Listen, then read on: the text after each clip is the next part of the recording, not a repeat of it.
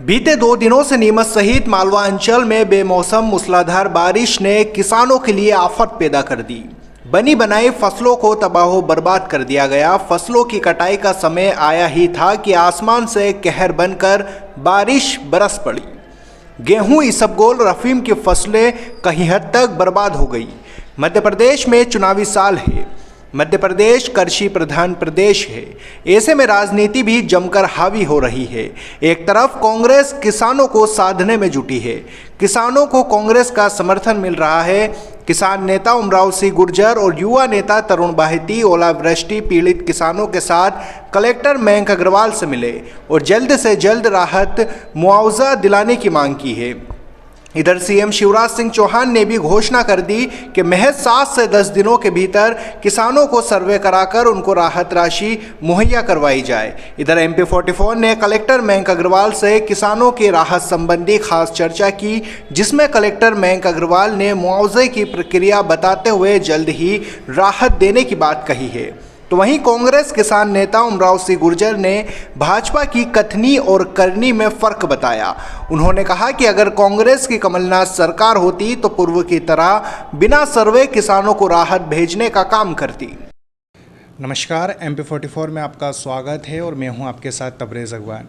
जैसा कि देखा जा रहा है कि बीते 2 दिनों से नीमच सहित पूरे मालवा अंचल में लगातार बेमौसम बरसात हो रही है, जिसके कारण कई फसलें तबाह बर्बाद हो चुकी है। किसानों के जो चेहरे पर चिंता की लकीरें इस वक्त है, तो वहीं सरकार की तरफ से भी कई तरह के दिशा निर्देश सर्वे से लेकर राहत पहुँचाने के लिए कार्य किए जा रहे हैं। आखिर किस तरह के दिशा निर्देश और किस तरह की जनप्रतिनिधियों से मांग की जा रही है किसानों को राहत देने के लिए, इन सभी बातों पर बात करने के लिए हमारे साथ कलेक्टर मयंक अग्रवाल मौजूद है। जानते हैं उनसे कि किस तरह का कार्य किया जा रहा है और किस तरह से गति दी जा रही है। जी सर, MP 44 में आपका स्वागत है। किस तरह के दिशा निर्देश जो भारत सरकार, जो मध्य प्रदेश शासन ने अभी तक जारी किए और किस तरह की राहत कार्य के लिए अभी दिशा निर्देश है?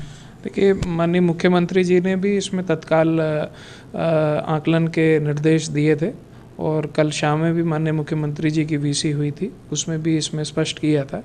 हम लोगों ने सबसे पहले नीमच ज़िले में जो ओलावृष्टि हुई है उसका एक नज़री आकलन करवा लिया है और तत्पश्चात, क्योंकि काफ़ी सारी फसलें रहती हैं, जैसे गेहूं रहती है, उसमें अगर कुछ जगह आड़ी हो जाती है, धूप निकलने के बाद काफ़ी हद तक ठीक भी हो जाती है, तो उसका एक्चुअल डिटेल्ड सर्वे उसका आगे फिर नज़री आकलन के बाद कराया जाता है। तो अब तत्पश्चात नज़री आकलन के बाद उसका डिटेल्ड सर्वे कराया जा रहा है।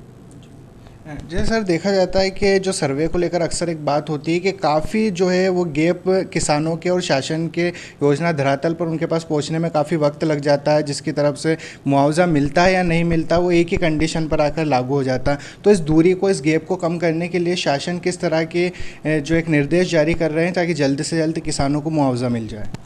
देखिए, इसमें जनरली काफ़ी विभागों की एक टीम संयुक्त टीम दल बनाया जाता है, जिसमें किसान भी पार्टिसिपेट करता है, क्योंकि वो अपना बताता है, अपनी ज़रूरत बताता है, मौका पंचनामा बनवाया जाता है, तो उसका पार्टिसिपेशन रहता है।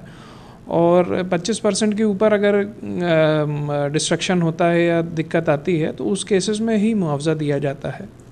सर, जिस तरह से अभी हमारे नीमच ज़िले में भी काफ़ी जो क्षेत्र है वो इस ओलावृष्टि से प्रभावित हुए, कौन कौन से किसान इसमें अधिकतर, अभी तक के पहली रिपोर्ट सामने आ रही है प्रथम दृष्टया, जिसमें कौन कौन से किसान इसमें प्रभावित हुए?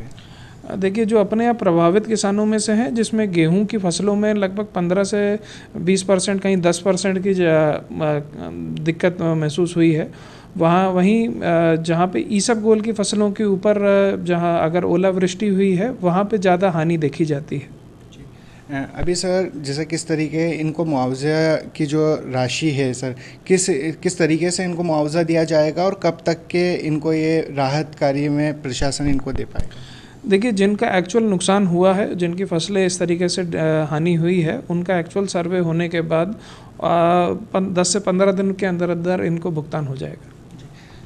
तो ये थे हमारे साथ कलेक्टर मयंक अग्रवाल, जिन्होंने खासकर किसानों को राहत देने के लिए जो एक नीति बताई है, जो मध्य प्रदेश शासन की गाइडलाइन के अनुसार जल्द ही किसानों को राहत दी जाएगी। इसके साथ ही तमाम जो जनप्रतिनिधि हो, चाहे वे कांग्रेस के हो चाहे भाजपा के हो, तमाम इस मुद्दे को लेकर लगातार अपनी आवाज़ उठा रहे हैं, पत्र लिख रहे हैं, तो वहीं ज़मीनों पर प्रदर्शन भी हो रहा है। लेकिन अभी जो प्रशासन की अगर बात करें तो उनका कहना है कि जल्द ही इसको लेकर राहत कार्य में शासन जुट चुका है, जल्द ही किसानों को राहत दी जाएगी। आप देखते रहिए MP 44। 44 न्यूज़।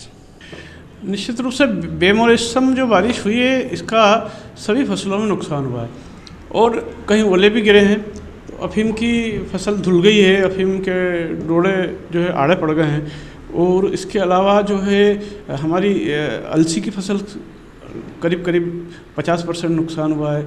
हमारी इसबगोल की फसल में करीब 80-90% तक नुकसान हुआ है। बाकी की जो फसलें हैं उनके अंदर गेहूं से लगा के अन्य फसलों में जो पानी के साथ जो आंधी चली, हवा चली, उसके कारण आड़े पड़ गए हैं। तो वो जो है गेहूं जो है नीचे खिर गए हैं या जो गीले हुए हैं उनमें भी नुकसान हुआ है। तो इसी स्थिति में हमने जिलाधीश से मिलकर हमने ज्ञापन भी दिया है और मांग की है कि उनको तत्काल मुआवजा दिया जाए। जिस तरह से कमलनाथ जी की सरकार ने बिना सर्वे के भी मुआवजा दिया था, लेकिन हम कह रहे हैं कि सर्वे करवा के भी दे दो, लेकिन कम से कम इनको नुकसानी का मुआवजा मिलना चाहिए। और हमने नारकोटिक्स कमिश्नर से भी बात करी है और उनसे ये हमने कहा है कि भाई ये जो नुकसान हुआ है फसलों में, अफीम की फसल में जो झुल गई है या जो डोड़े आड़े पड़ गए, उसका इनको जो है आकलन करना चाहिए और औसत में छूट दी जानी चाहिए। देखो, कांग्रेस ने पहले भी जब नुकसान हुआ था किसानों का तब ये मुद्दा उठाया था, लेकिन अभी भारतीय जनता पार्टी की सरकार जो है अब किसानों के लिए कुछ सुन नहीं रही है। बड़े उद्योगपतियों की कोई भी योजना हो वो तत्काल उनके लिए लागू कर देती है। किसानों की बात न सुनती है न किसानों के लिए काम करती है। खाली बोलते हैं कि किसानों की आय को हम दुगना कर रहे हैं।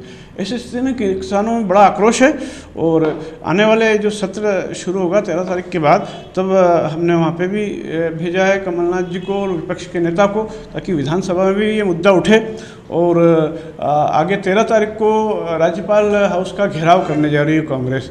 हम वहाँ पर भी ये सब मामला भोपाल तक ले जाएंगे और किसानों को मुआवजे के लिए लड़ाई लड़ेंगे।